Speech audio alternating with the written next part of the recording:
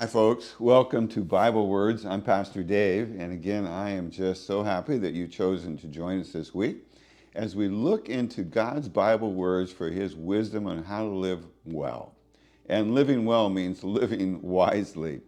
This week, we're going to handle a question, a topic that I know you'll relate to because all of us have been in a situation, whether it may be in a classroom situation where you're in a study group together, you're in a work related project, or maybe you're just trying to influence your significant other or some friendship you have. The question is, how do you know when to speak and talk, and how do you know when to not, when to listen?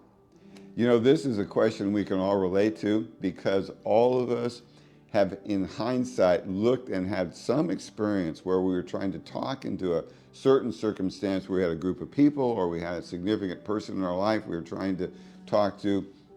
And we have all, each one of us, as we look back on our life, have had that moment in time where we opened our mouth and put our foot in it. And we've regretted, we've thought of how they reacted to us and the funny looks they gave us or the awkward pause. And we want to avoid that kind of situation in the future. So how do we answer this question? Well, you know, generally speaking, James 1:19 has a simple truth.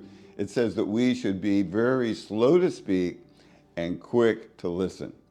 I think that fits with the common wisdom that you probably maybe even heard from your parents growing up when you interrupted the dinner conversation between mom and dad. When your mom or your dad said, hey, you have two ears and one mouth. You should listen more than you talk. Well, I think for us to answer that question of when to do that, we need to answer a better question, and that is why? Why do we want to speak into the situation? It seems to me there's only really three basic reasons we would want to speak into a situation, and we need to just be aware of that. The first one is to inform.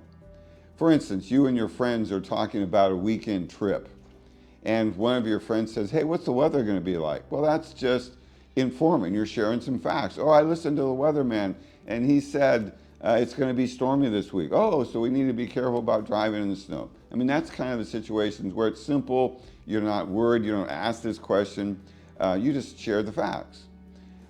When we get into trouble is when we're either trying to impress people, and that's because we're doing that out of either pride or fear.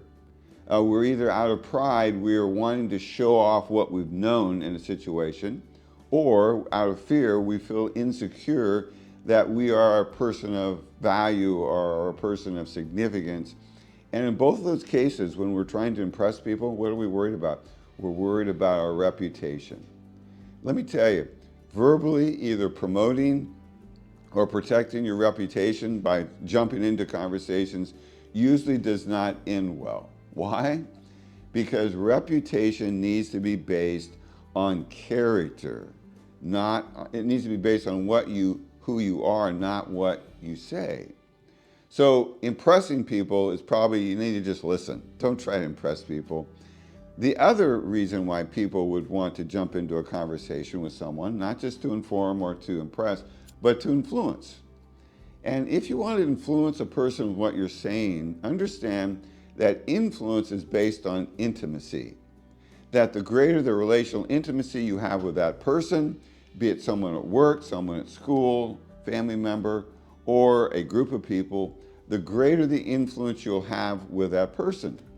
And there's an old proverb, and you've probably heard it, that people don't care how much you know until they know how much you care. And we've all had that evening dinner time interrupted by a solicitor call of some kind. And we know that that stranger who calls us, hey, I'm Joe Blow, whatever, is not going to influence us because we don't know. In fact, we pretty much do know that they don't have our best interests at heart. And so God's answer in Bible words to this question really is given to us in one verse in Ephesians 4:29. The Apostle Paul writes and says, let no unwholesome word proceed from your mouth. So stop, give a little check when you're getting ready to enter. Is this word caustic? Is it ridiculing? Is it hurtful in any way? Then don't say it. Then he says, but only such word as is good for edification. That means building that person up. And he's very specific with that. He says, you need to do it according to the need of the moment. So what does that mean? That means you need to stop and listen and make sure you know what the need of that person is or the need of the group as they're discussing something is. If you're going to influence them, you have to speak words that are going to help them in that need. And then he specifies what that looks like. He says, so it will give grace.